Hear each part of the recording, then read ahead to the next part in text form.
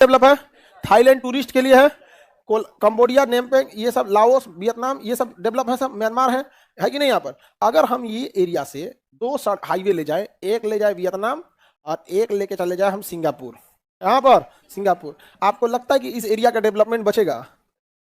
बहुत high development हो जाएगा इस एरिया का। अब बताइए इस पे अभी कौन क्या ध्यान ही नहीं देते लोग। कब से प्रस्तावित दे रखा गया कि ये एरिया से ले जाए, ये एरिया। चाइना को लग गया कि भैया ये तो पूरा डेवलप कर जाएगा। तो चाइना ने क्या किया, यहाँ की स्थल सेना प्रमुख को कहा कि तुम यहाँ पे जो शासन कर रही प्रधानमंत्री है उसको भगा दो, क्या करो, भगा दो। तो इसने संविधान बनाया ऐसा कि संसद में 35% एनी हाउस सेना रहेगी।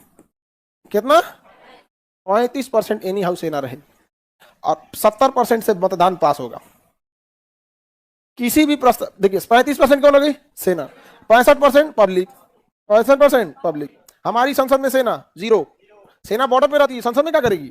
और वहां पे क्या है? 35% और 65% पब्लिक। और कोई भी विधेयक पास कराते हैं 70% से। तो जब तक सेना नहीं चाहेगी पास नहीं होगा यहाँ पे। तो वहां की सेना ने क्या किया ना, आंग सांग सू की को बाहर कर दिया, जेल में डाल दिया। कहा कि ना सरकार अच्छा से शासन नहीं चला पा रही है, हम चलाएंगे। यहाँ वहां पर तोप चला दिया अपनी जनता के ऊपर, गोली चला दिया। यहाँ पे सेना आ गई और गोली चला दी। कोई विरोध किएगा मार डालते हैं सामान, तुरंत का तुरंत म्यांमार से मार दिया।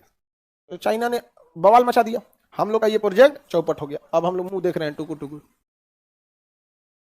टुकुर टुकुर। क्या देख रहे हैं? मुंह देख रहे हैं। चाइना इतना बड़ा बड़ा कांड करके बैठा है, हम लोग सर्जिकल स्ट्राइक में खुश है। जहाज लेके गए दाएं दाएं, अरे भाई सर्जिकल स्ट्राइक के तो नहीं और आगे बढ़ जाते। मुजफ्फराबाद तंदूरे तो कहा था, लाहौर और भी निपटाइए देते हैं। हम तो बड़ लड़ाई जहां हुआ हम लोग रिक्रूट हो जाएंगे तुरंत, समझा। इसमें से जितने एनसीसी सी वाले होंगे, लड़ाई बड़ा हुआ ना तुरंत आप लोगों को क्या किया जाता है, ऑफर आ जाता है, जाना है। आप लोग तो आदमी पहली लाइन में लगा दे आदमी, आगे बढ़े। तो ये जगह पूर्वोत्तर हो गया।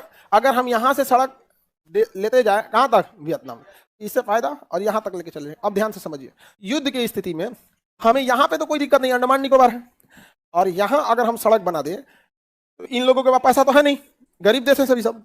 म्यांमार के पास भी नहीं है, थाईलैंड के पास है, तो थाईलैंड को बाईपास कर देते हैं, ऊपर से निकलते हैं। ऊपर पैसा दे रहे हैं, ठेका जाते, नीचवा से थाईलैंड में चल जाएंगे। यहाँ पे तो म्यांमार में हम अपने पैसा से बनवा दे, लाओस में अपने पैसा से बनवा दे, वियतनाम में अपने पैसा से बनवा दे, और वहां एक क्लॉज जोड़वा दे, in case emergency India can use this highway without any obstacles, without any restriction. In case of emergency लड़ाई को कहा जाता है, और हम उसका यूज करेंगे।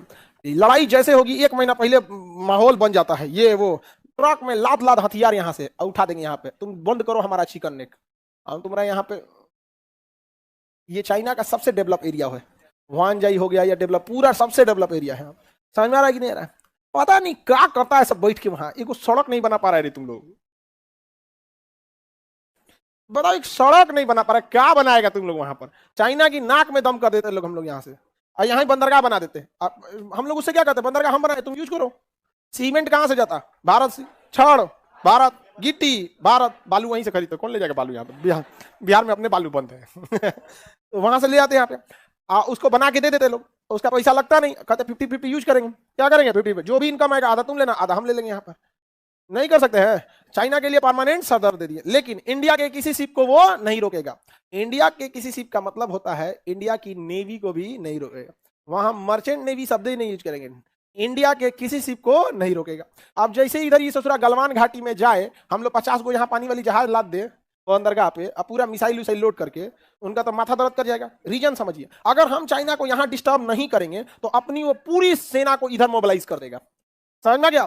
तो उसकी एक बड़ी सी संख्या सेना की बॉर्डर पर लड़ने के लिए क्या हो जाएगी? तैनात रहेगी। लेकिन अगर हम यहाँ एक को जहाज यहाँ खड़ा हो गया ना, तो उसकी एक सेना इधर आएगी, उधर एक सेना आएगी। समझ में आ गया कि नहीं आएगा? हमारा जहाज अगर यहाँ खड़ा हो गया, यहाँ लॉक कर दिया, तो यहाँ उसकी सेना रहेगी। तो हम लोग तो उसे टॉर्चर ही नहीं कर पा रहे, उधर चारों ओर रहेगा तब तो।